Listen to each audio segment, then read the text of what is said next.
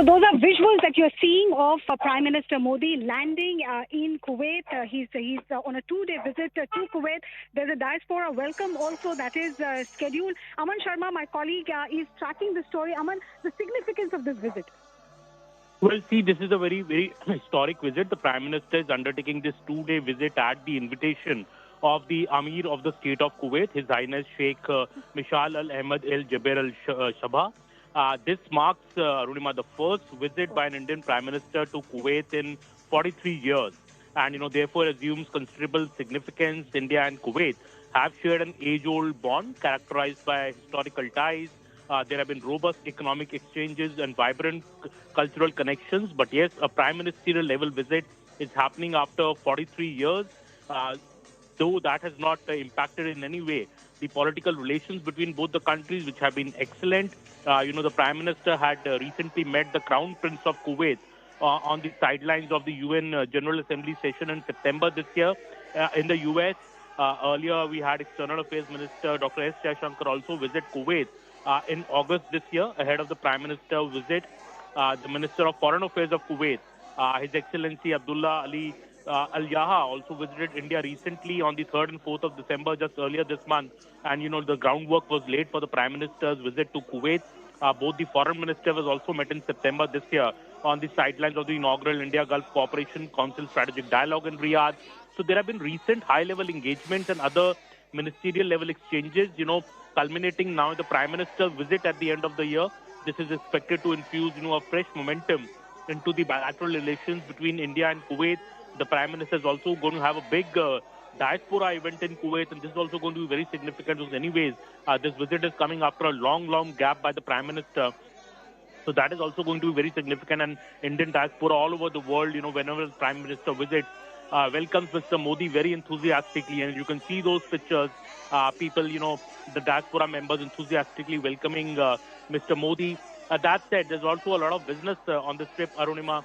India ranks amongst, Kuwait's top trading partners. Bilateral trade between both the countries is said to be more than $10 billion during the last financial year. Kuwait is also a big, reliable energy partner for India in terms of supply of crude oil, LPG. These investments from Kuwait in India are very substantial in number. Indian community, in fact, in Kuwait is numbering around 1 million. It is the largest, expatriate group in Kuwait. Very, very vibrant Indian diaspora in Kuwait at over 1 million Indians who have settled there, who earn their livelihood there and contribute to the economy of Kuwait. So this also contributes significantly, towards the continued growth of Kuwait across various sectors.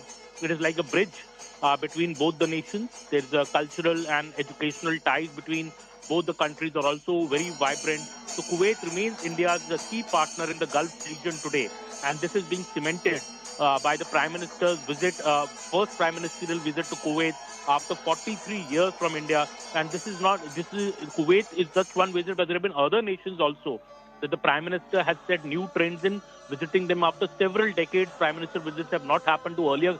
Some countries also where the Prime Minister has been this year. But this has also been a very, very, I think a deliberate strategy by the Prime Minister to go to nations where an Indian Prime Minister is not gone for a very long while, because it helps in improving, reviving those bilateral ties.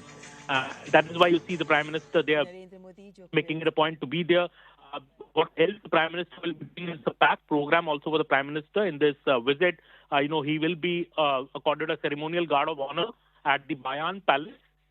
He will also be holding separate meetings with the Amir of Kuwait, the Crown Prince of Kuwait, and then there will be delegation-level talks also with the Prime Minister of Kuwait. And these bilateral discussions, it is expected that the Prime Minister will be reviewing with the leadership of Kuwait the entire spectrum, of our bilateral relations, including in areas like political trade, investment, energy, as I mentioned earlier, major cooperation areas, as well as culture and people-to-people ties. The government wants to enhance them further. The Crown Prince will also be holding a banquet in honor of Prime Minister Modi.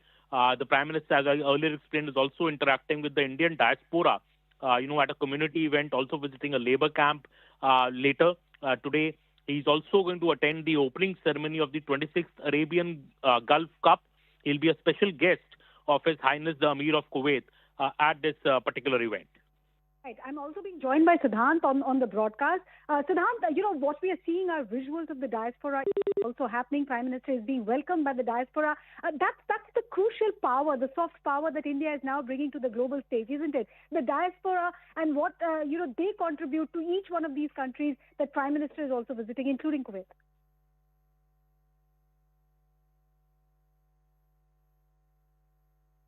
Okay, I think I'll wait for Siddhant to reconnect with us. But Aman, if I can take that question to you, the soft power that Indian diaspora has.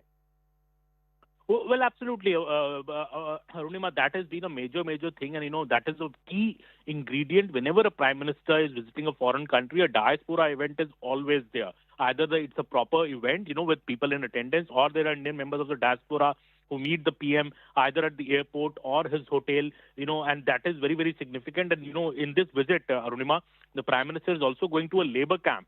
And, because this is also because the government of India attaches, big importance to the welfare of all the Indian workers which are abroad, especially in Kuwait. There's a community of around 1 million Indians who are working in Kuwait.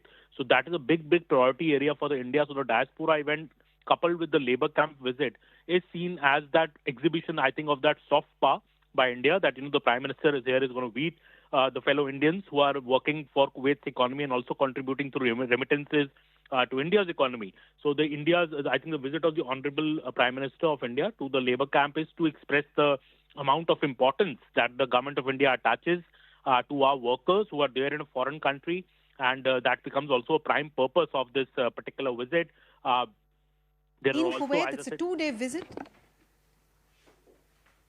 Yes, Aman, sorry, I interrupted you. I just wanted to understand from you this 2-day visit. You've already summarized for us what is the key takeaway for the Prime Minister from this visit. We've also discussed diaspora. As we're seeing these visuals also of the Prime Minister in Kuwait, what could be the big takeaway from this 2-day visit?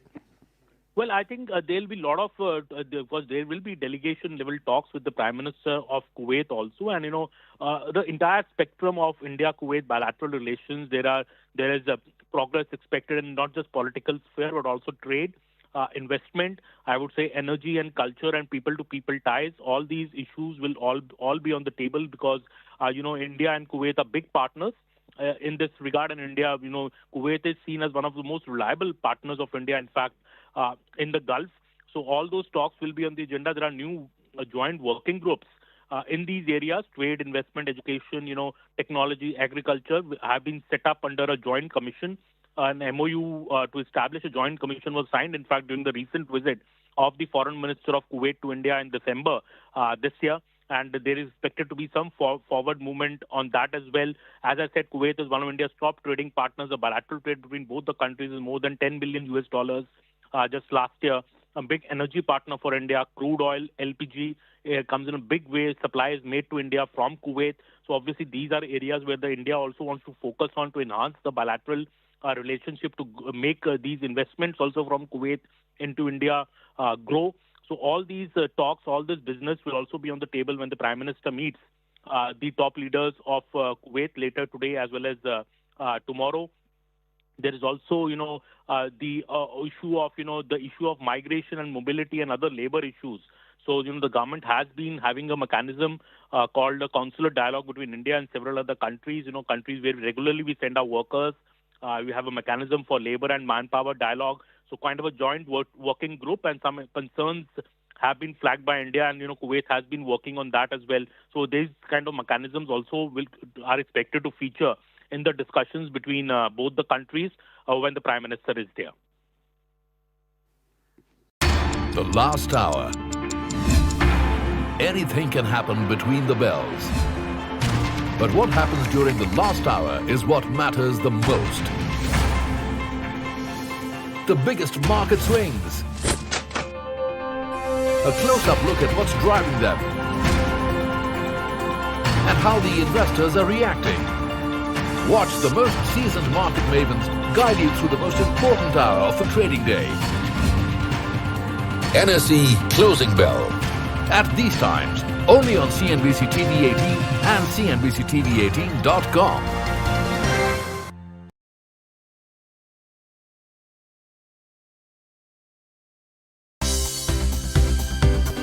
For more news and updates, all you need to do is follow CNBC TV 18 on all of our digital platforms.